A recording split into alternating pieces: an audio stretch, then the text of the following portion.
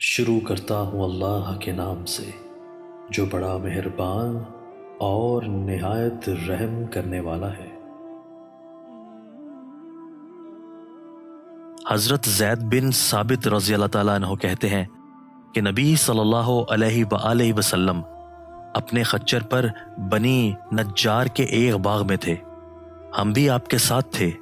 اچانک خچر بھٹک گیا، قریب تھا کہ آپ کو گرا دیتا۔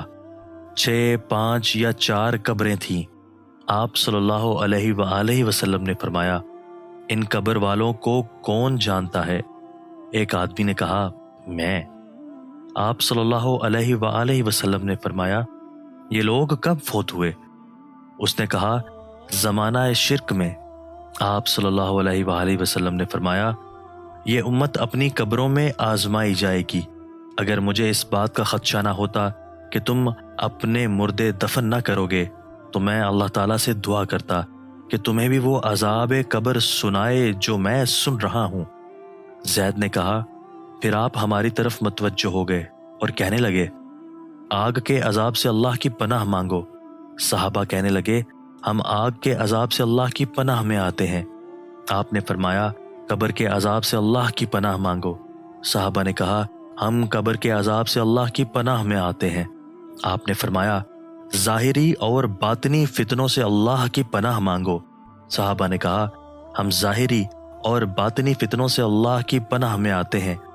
آپ صلی اللہ علیہ وآلہ وسلم نے فرمایا، دجال کے فتنے سے اللہ کی پناہ مانگو۔ صحابہ نے کہا، ہم دجال کے فتنے سے اللہ کی پناہ میں آتے ہیں۔ حضرت ابو سعید خدری رضی اللہ تعالیٰ عنہ کہتے ہیں کہ میں نبی صلی اللہ علیہ وآلہ وسلم کے پاس آیا۔ آپ بخار میں تپ رہے تھے۔ میں نے اپنا ہاتھ آپ پر رکھا تو لحاف کے اوپر سے بخار کی حرارت محسوس کی۔ میں نے کہا، اے اللہ کے رسول صلی اللہ علیہ وآلہ وسلم، یہ کتنا شدید ہے؟ آپ صلی اللہ علیہ وآلہ وسلم نے فرمایا، ہمیں تکلیف بھی دگنی دی جاتی ہے اور اجر بھی دگنا دیا جاتا ہے۔ میں نے کہا، اے اللہ کے رسول صلی اللہ علیہ وآلہ وسلم، لوگوں میں سب سے زیادہ آزمائشیں کس پر آتی ہیں؟ آپ نے فرمایا، انبیاء علیہ السلام پر، پھر نیک لوگوں پر۔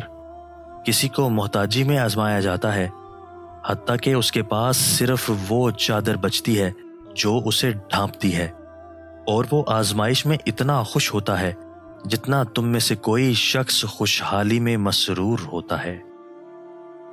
دوستو، اللہ تعالی ہمیں ان احادیث مبارکہ پر عمل کرنے اور اپنی زندگیوں کو سنوارنے کی توفیق عطا فرمائے۔